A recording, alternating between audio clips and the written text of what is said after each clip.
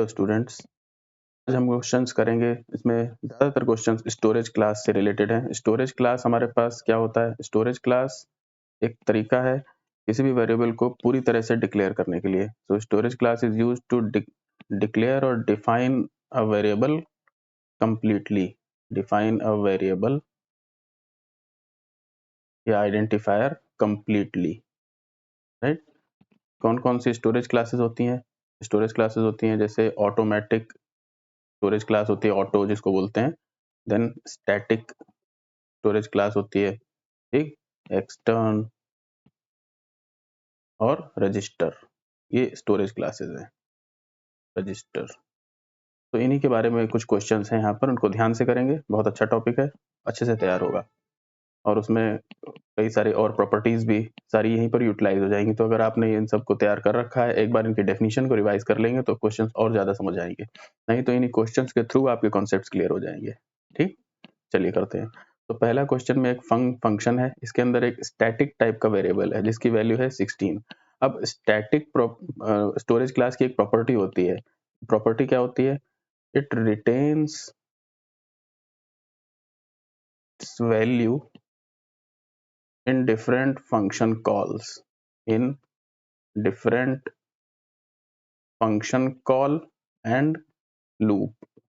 ये अपनी वैल्यू को बनाए रखता है, यानी कि जब हम इस फंक्शन को पहली बार इनिशियलाइज करेंगे, पहली बार कॉल करेंगे, तभी केवल ये वेरिएबल इनिशियलाइज होगा और उसके बाद अगली बार ये वेरिएबल इनिशियलाइज नहीं होगा। हर बार 16 से इनिशियलाइज नहीं होगा, ठीक।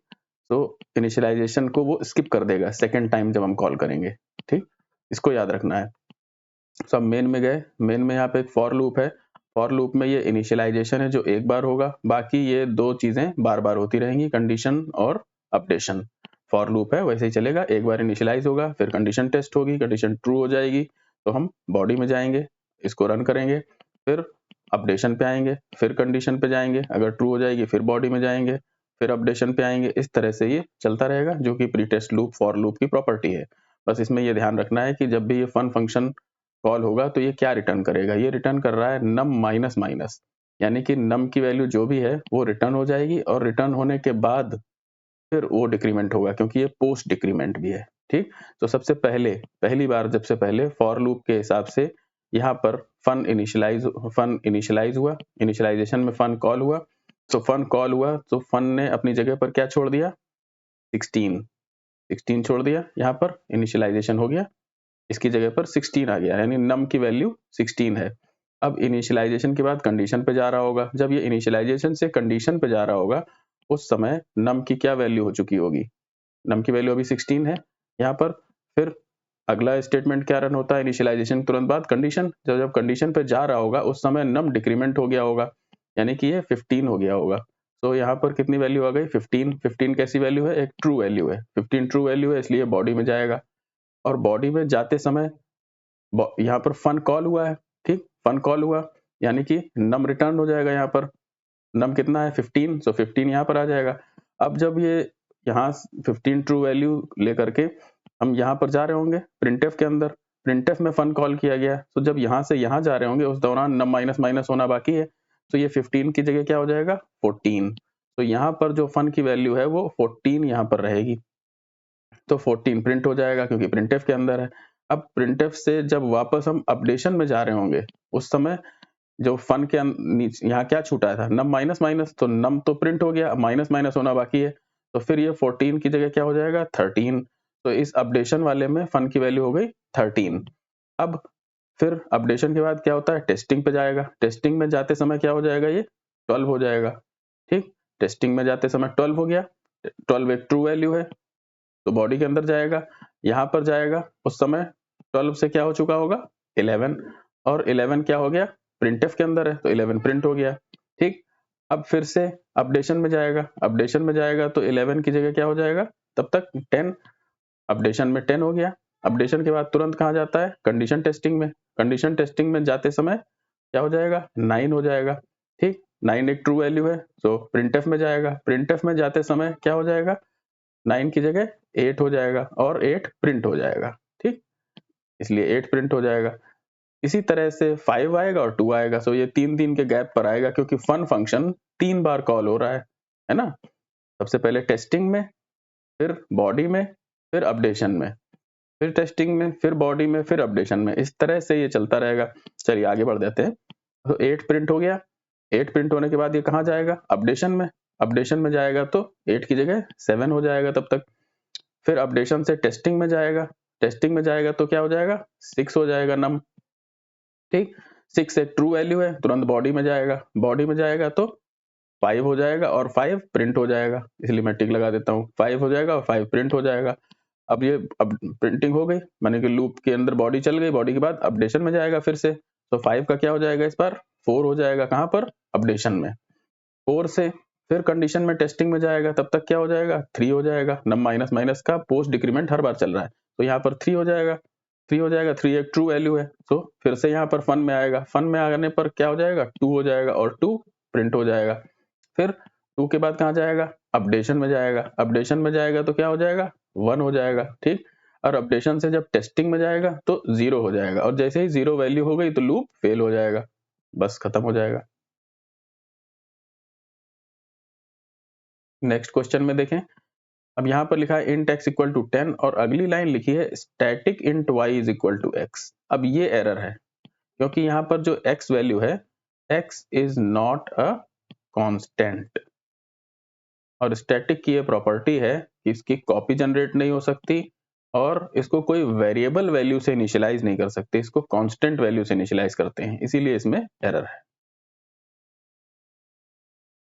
ठीक, नेक्स्ट देखिए।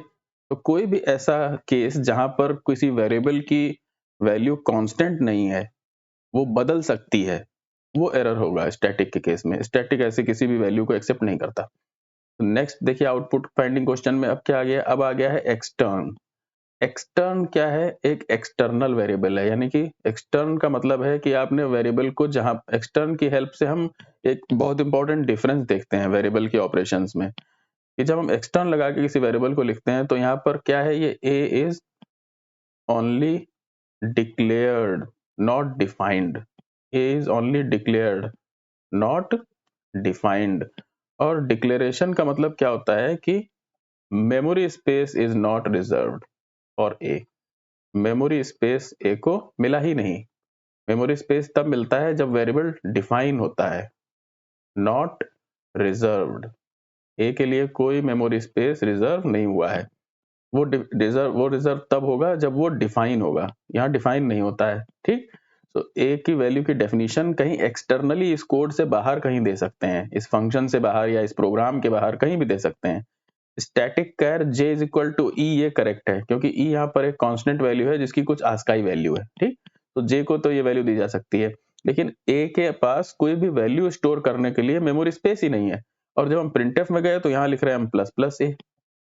अब ये कैसे हो सकता है? जब a के अंदर कोई वैल्यू आई ही नहीं, हमने a को डिफाइन ही नहीं किया, तो वो इंक्रीमेंट कैसे होगा? तो इसलिए इसमें एरर आएगी। एरर क्या आएगी? a इज अनडिफाइंड और a is not referenced here. ठीक, नेक्स्ट क्वेश्चन पे देखें। Static storage class can not be used with. Static storage class क्या ग्लोबल वेरिएबल हो सकती है? हाँ, हो सकती है। हम सारे फंक्शंस के बाहर ऊपर ग्लोबली स्टैटिक वेरिएबल डिक्लेयर कर सकते हैं।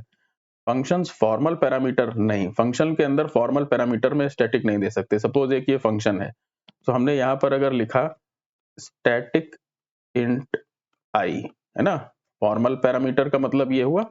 दूसरा नॉर्मल पैरामीटर दे दें, सपोज इंट जे, तो यहाँ पर आई फॉर्मल पैरामीटर है। इसके बाद क्या होगा? फंक्शन की बॉडी होगी, है ना, इस तरह बंद होगा।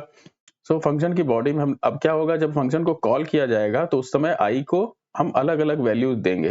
जैसे फंक्शन में हमने कॉल कर दिया, एक बार वैल्यू दी 4,3, है ना, अगली बार फंक्शन को कॉल किया, वैल्यू दे दी 10,5।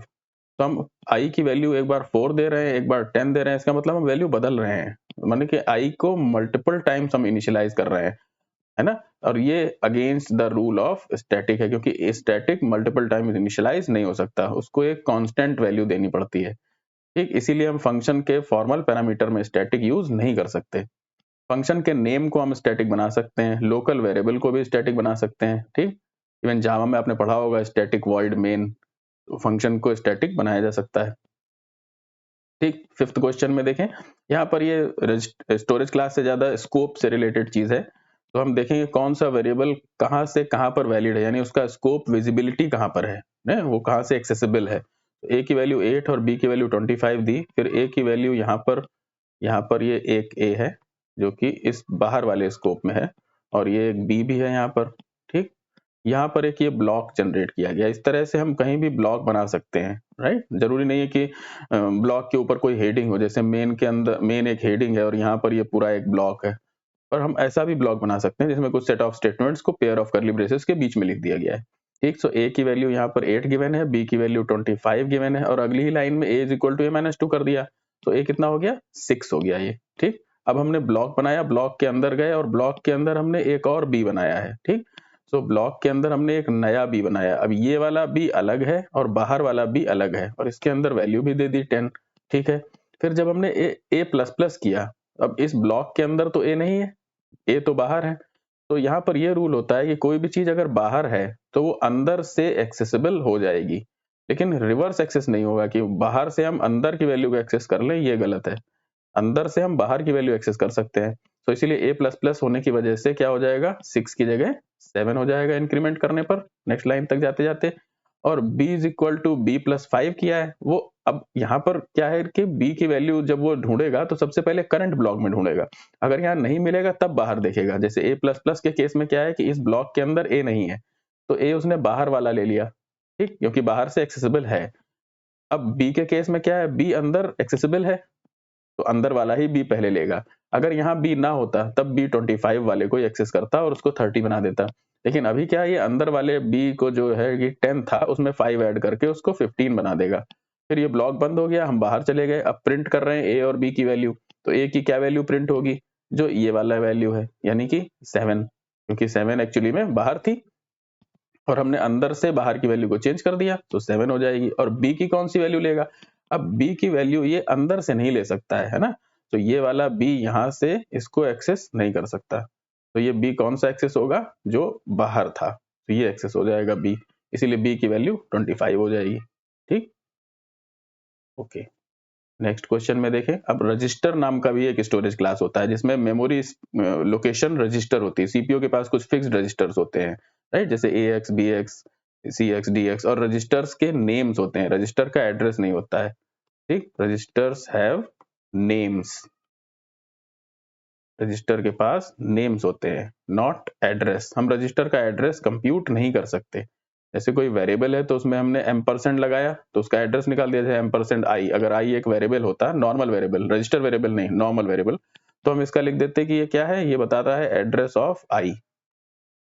लेकिन अगर i एक रजिस्टर वेरिएबल है, जैसा कि यहाँ पर है रजिस्टर वेरिएबल है, तो इसके केस में %i हम नहीं निकाल सकते और ये गलत है, और यहाँ पर यही करने की कोशिश की गई है इस लाइन में, और इसी वजह से इसमें एरर है, क्योंकि हम रजिस्टर वेरिएबल का एड्रेस निकालने की कोशिश कर रहे हैं।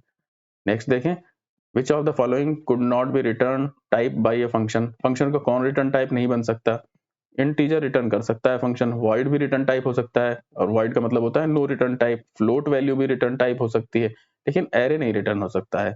एरे की जगह हम पॉइंटर यूज करते हैं। अगर आपको पूरा एरे रिटर्न कराना है तो पॉइंटर की हेल्प से एरे का बेस एड्रेस यानी पहले एलिमेंट का एड्रेस रिटर्न करा दीजिए, पूरा एरे अपने आप कंटिन्यूएशन में बाहर निकल आएगा। नेक्स्ट दो क्वेश्चन यहाँ पर एक्सटर्न से रिलेटेड है। अब एक्सटर्न के कॉन्सेप्ट को यहाँ पर क्लियर करने के लिए बनाए हैं।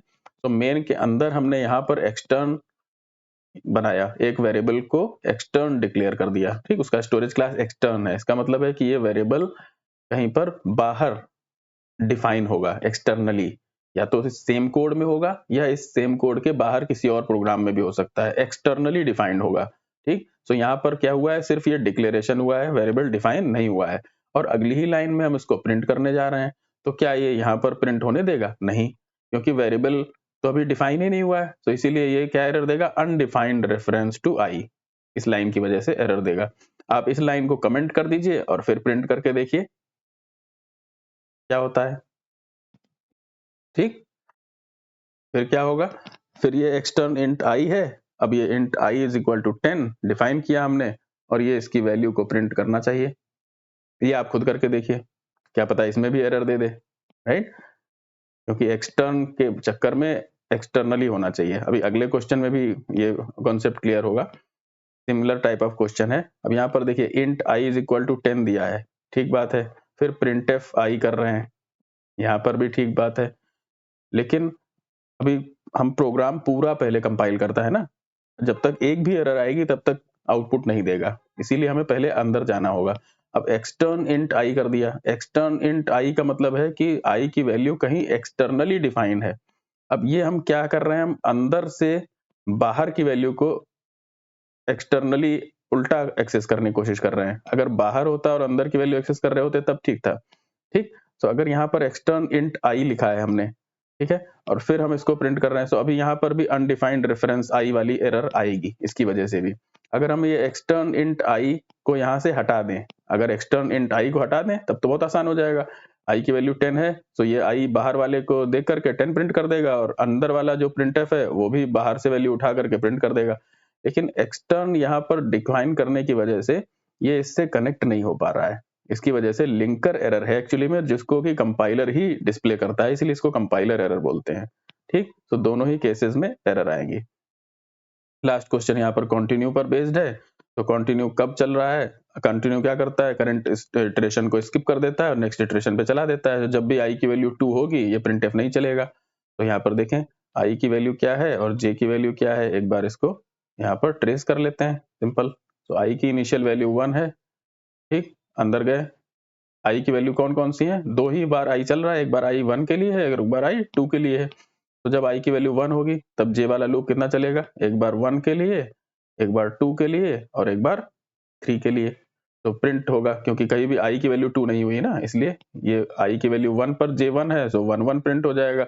जब i की वैल्यू 1 के लिए j2 है तो 1 2 प्रिंट हो जाएगा। जब i की वैल्यू 1 के लिए j3 है तो 1 3 प्रिंट हो जाएगा, तीनों प्रिंट हो जाएंगे। और जैसे ही i की वैल्यू 2 होगी तो कंटिन्यू हो जाएगा, अब ये सब printf नहीं चलेंगे और फिर लूप टर्मिनेट हो जाएगा। सो आउटपुट 11 12 13 हो जाएगा। Thank you.